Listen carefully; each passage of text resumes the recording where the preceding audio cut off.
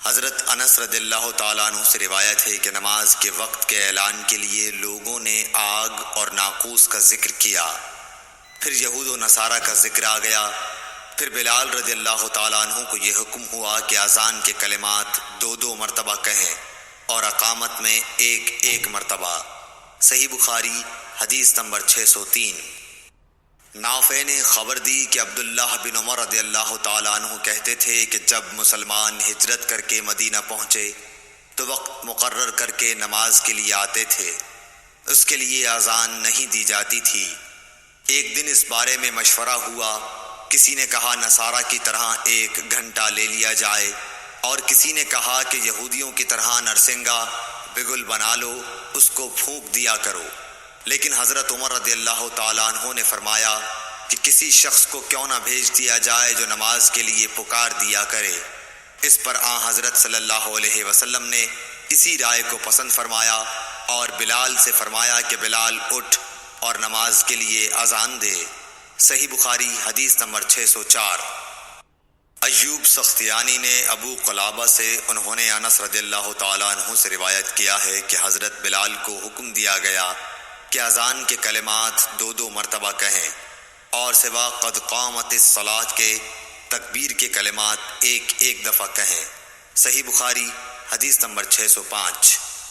حضرت انس بن مالک رضی اللہ تعالیٰ عنہ سے روایت ہے کہ جب مسلمان زیادہ ہو گئے تو مشورہ ہوا کہ کسی ایسی چیز کے ذریعے نماز کے وقت کا اعلان ہو جسے سب لوگ سمجھ لیں۔ کچھ لوگوں نے ذکر کیا کہ آگ روشن کی جائے یا نرسنگا کے ذریعے اعلان کریں، لیکن آخر میں بلال کو حکم دیا گیا کہ اذان کے کلمات 2 دفعہ کہیں اور تکبیر کے 1 دفعہ۔ صحیح بخاری حدیث نمبر 606۔ انس بن مالک رضی اللہ تعالیٰ عنہ سے روایت ہے کہ بلال کو حکم دیا گیا کہ اذان کے کلمات 2 دفعہ کہیں اور تکبیر میں یہی کلمات 1 دفعہ۔ اسماعیل نے بتایا کہ میں نے ایوب سختیانی سے اس حدیث کا ذکر کیا تو انہوں نے کہا مگر لفظ قد قامت الصلاۃ 2 ہی دفعہ کہا جائے گا۔ صحیح بخاری حدیث نمبر 607۔ ابو ہریرہ رضی اللہ تعالیٰ عنہ سے روایت ہے کہ نبی صلی اللہ علیہ وسلم نے فرمایا جب نماز کے لیے اذان دی جاتی ہے تو شیطان بھاگتا ہوا بڑی تیزی کے ساتھ پیٹھ موڑ کر بھاگتا ہے تاکہ اذان کی آواز نہ سن سکے، اور جب اذان ختم ہو جاتی ہے تو پھر واپس آ جاتا ہے، لیکن جو ہی تکبیر شروع ہوئی وہ پھر پیٹھ موڑ کر بھاگتا ہے۔ جب تکبیر بھی ختم ہو جاتی ہے تو شیطان دوبارہ آ جاتا ہے اور نمازی کے دل میں وسوسے ڈالتا ہے، کہتا ہے کہ فلاں بات یاد کر، فلاں بات یاد کر۔ ان باتوں کی شیطان یاد دہانی کراتا ہے جن کا اسے خیال بھی نہ تھا، اور اس طرح اس شخص کو یہ بھی یاد نہیں رہتا کہ اس نے کتنی رکعتیں پڑھی ہیں۔ صحیح بخاری حدیث نمبر 608۔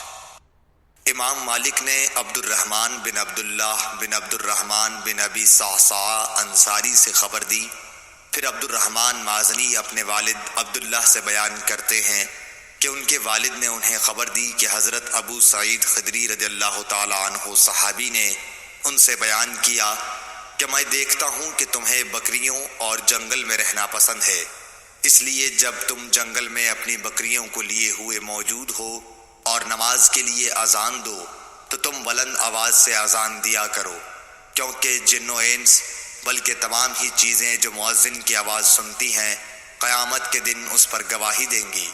حضرت ابو سعید رضی اللہ تعالیٰ عنہ نے فرمایا کہ یہ میں نے نبی صلی اللہ علیہ وسلم سے سنا ہے۔ صحیح بخاری حدیث نمبر 609۔ حضرت انس رضی اللہ تعالیٰ عنہ سے روایت ہے انہوں نے نبی کریم صلی اللہ علیہ وسلم سے کہ جب نبی کریم صلی اللہ علیہ وسلم ہمیں ساتھ لے کر کہیں جہاد کے لیے تشریف لے جاتے تو فوراً ہی حملہ نہیں کرتے تھے، صبح ہوتی اور پھر آپ انتظار کرتے، اگر اذان کی آواز سن لیتے تو حملے کا ارادہ ترک کر دیتے، اور اگر اذان کی آواز نہ سنائی دیتی تو حملہ کرتے تھے۔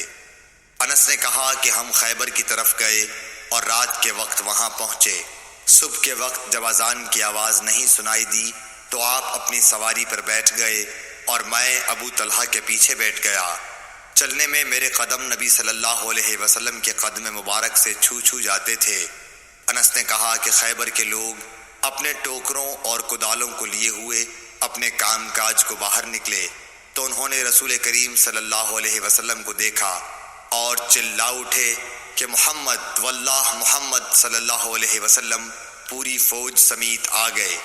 انس نے کہا کہ جب نبی صلی اللہ علیہ وسلم نے انہیں دیکھا تو آپ نے فرمایا اللہ اکبر اللہ اکبر، خیبر پر خرابی آ گئی۔ بے شک جب ہم کسی قوم کے میدان میں اتر جائیں تو ڈرائے ہوئے لوگوں کی صبح بری ہوگی۔ صحیح بخاری حدیث نمبر 610۔ حضرت انس رضی اللہ تعالیٰ عنہ سے روایت ہے، انہوں نے نبی کریم صلی اللہ علیہ وسلم سے کہ جب نبی کریم صلی اللہ علیہ وسلم ہمیں ساتھ لے کر کہیں جہاد کے لیے تشریف لے جاتے تو فوراً ہی حملہ نہیں کرتے تھے، صبح ہوتی اور پھر آپ انتظار کرتے، اگر اذان کی آواز سن لیتے تو حملے کا ارادہ ترک کر دیتے، اور اگر اذان کی آواز نہ سنائی دیتی تو حملہ کرتے تھے۔ انس نے کہا کہ ہم خیبر کی طرف گئے اور رات کے وقت وہاں پہنچے۔ صبح کے وقت جب اذان کی آواز نہیں سنائی دی تو آپ اپنی سواری پر بیٹھ گئے اور میں ابو طلحہ کے پیچھے بیٹھ گیا۔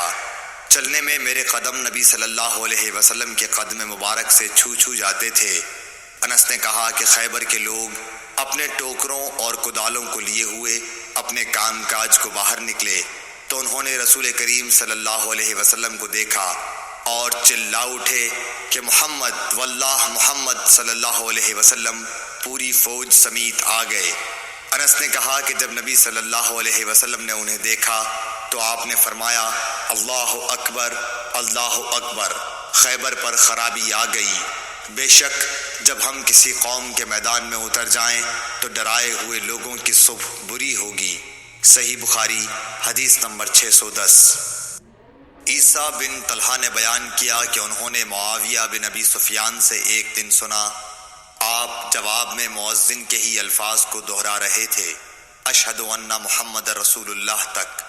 ہم سے اسحاق بن راہوائی نے بیان کیا، کہا کہ ہم سے وہب بن جریر نے بیان کیا، کہا کہ ہم سے ہشام دستوائی نے یحییٰ بن ابی کثیر سے اسی طرح حدیث بیان کی۔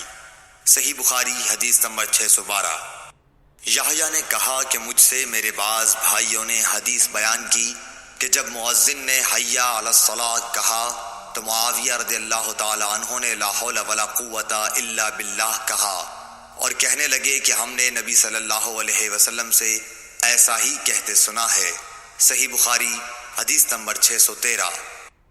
محمد بن منقدر نے جابر بن عبداللہ سے روایت کیا ہے کہ رسول اللہ صلی اللہ علیہ وسلم نے فرمایا کہ جو شخص اذان سن کر یہ کہے اللہم رب هذه الدعوة التامة والصلاة القائمة آت محمدا الوسیلة والفضیلة وابعثه مقاما محمودا الذی وعدتہ، اسے قیامت کے دن میری شفاعت ملے گی۔ صحیح بخاری حدیث نمبر 614۔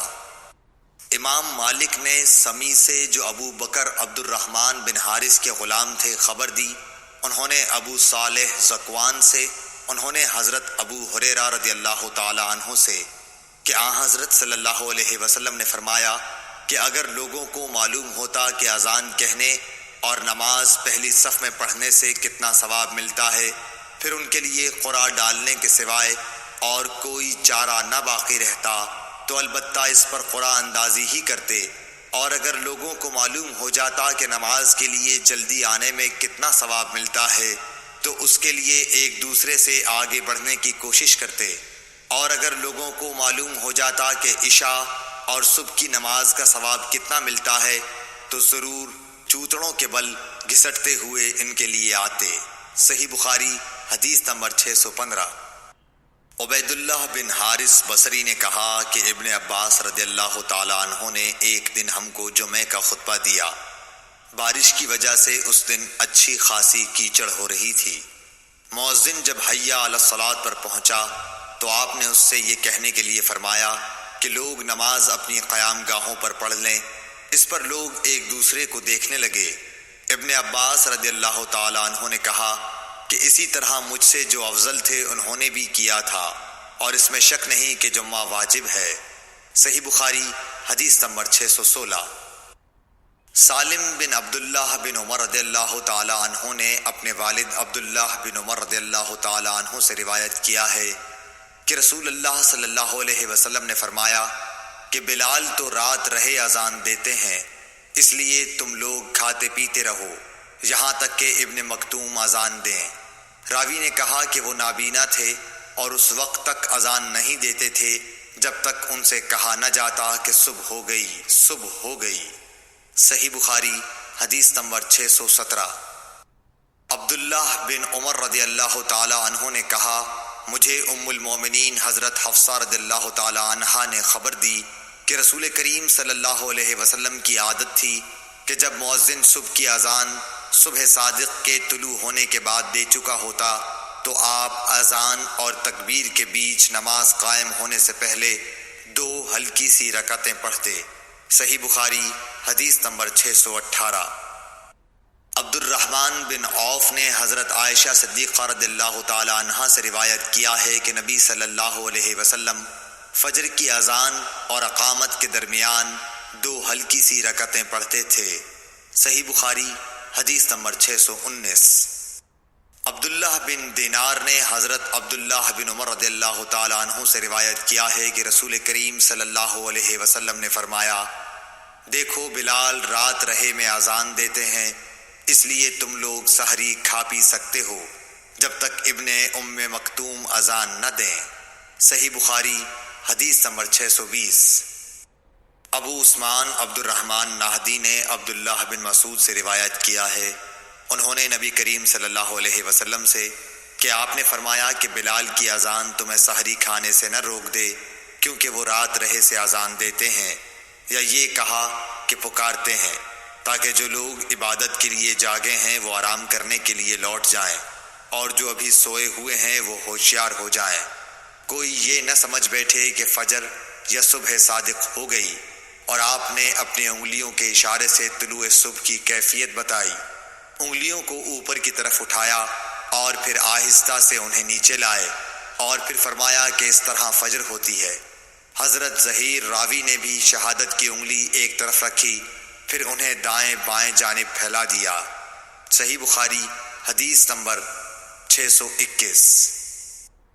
عبداللہ بن بریدہ نے عبداللہ بن مغفل مزنی سے روایت کیا ہے کہ رسول اللہ صلی اللہ علیہ وسلم نے 3 مرتبہ فرمایا کہ ہر 2 اذان و اقامت کے درمیان ایک نماز کا فصل دوسری نماز سے ہونا چاہیے۔ تیسری مرتبہ فرمایا کہ جو شخص ایسا کرنا چاہے۔ صحیح بخاری حدیث نمبر 624۔ عمرو بن عامر انصاری حضرت انس بن مالک رضی اللہ تعالی عنہ سے بیان کرتے تھے کہ عہد رسالت میں جب مؤذن اذان دیتا تو نبی کریم صلی اللہ علیہ وسلم کے صحابہ ستونوں کی طرف لپکتے۔ جب نبی کریم صلی اللہ علیہ وسلم اپنے حجرے سے باہر تشریف لاتے تو لوگ اسی طرح نماز پڑھتے ہوئے ملتے۔ یہ جماعت مغرب سے پہلے کی 2 رکعتیں تھیں، اور مغرب میں اذان اور تکبیر میں کوئی زیادہ فاصلہ نہیں ہوتا تھا۔ اور عثمان بن جبلہ اور ابو داؤد طیالسی نے شعبہ سے اس حدیث میں یوں نقل کیا ہے کہ اذان اور تکبیر میں بہت تھوڑا سا فاصلہ ہوتا تھا۔ صحیح بخاری حدیث نمبر 625۔